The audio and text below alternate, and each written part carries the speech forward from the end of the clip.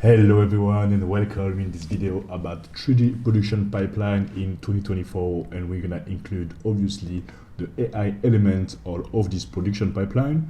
So as a 3D artist, what is the software, what is the tools you want to use in order to produce a movie or any type of project? So we're gonna have a look right now. So this is the pre-production pipeline, the very traditional way to do it, pre-production, production, post-production. We have ID, story, storyboard, animatic design, and then we jump into layout, research and development, modeling, texturing, rigging, animation, VFX, lighting, rendering, and then the post-production, compositing, motion graphics, and color correction. So what we want to do now is to make sure we adapt this pipeline and this process with the new tools to understand what is now the new challenge for artists to start with.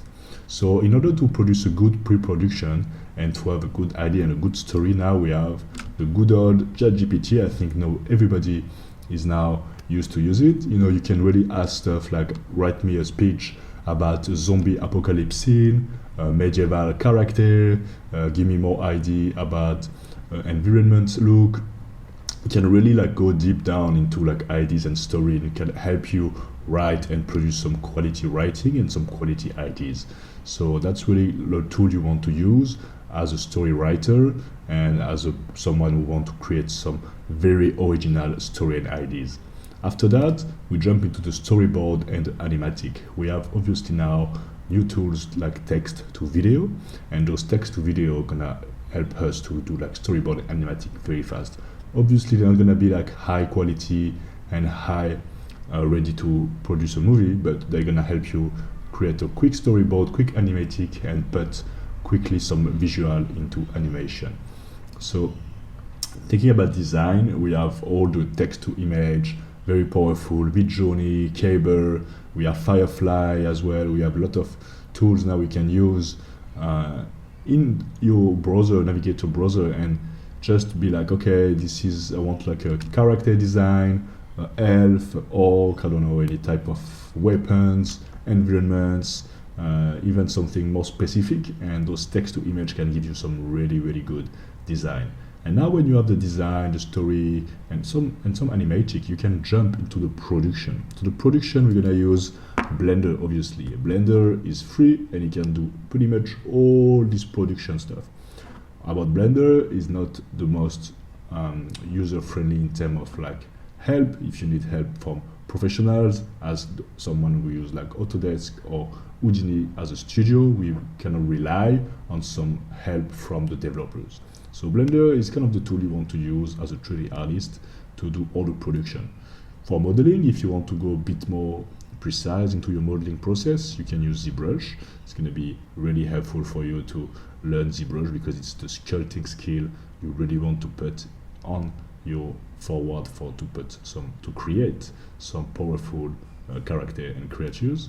Mari gonna be for the texturing videos, when you can do all the texture in your software, and you can really jump into the quality texturing. We have Substance as well, I didn't put here, and this is kind of the classic tools for rigging, animation, VFX. You have Autodesk VFX, so it includes Houdini, Maya, all the software we use, Mudbox as well for modeling, and many more. When you have this, you want to choose your favorite render process. Can be RenderMan, V-Ray, Arnold, can be your in-house tools, or any other, Mentra, V-Ray. You have a lot of tools for rendering, Maxwell and stuff. So now it's more depends of your pipeline and for your process.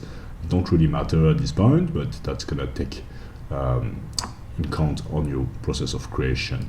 And after, you have the compositing time. So compositing is gonna be mainly Nuke and Natural. So Nuke and Natural are the two softwares you're gonna use for compositing. Natural is basically a free version of Nuke, literally a copy paste of the software, maybe with a bit less tools and a bit less stuff, but the all major tools you're going to use in compositing are inside. So yeah, Nuke is gonna be very the Foundry package, and after for 2D VFX and motion graphics, we have After Effects. So I always use After Effects. I'm sure there is maybe other more, but I'm very After Effects. That was my first software I used, and yeah, that was very the new stuff. So, and after, for the color correction, we can use DaVinci Resolve, and that's it. That's kind of all the software you use for final output. So if you combine all those technology now, you can have a very, very fast process, and I believe the most optimized way to create your next video. So if you need any help in all those processes, if there is any of those software you want to use, there is on my channel a lot of tutorials about Nuke, about Maya, about Blender, and if you want, we can do some one-on-one session and we can talk about what you want to learn on the industry. So thanks for watching, and see you in the next video.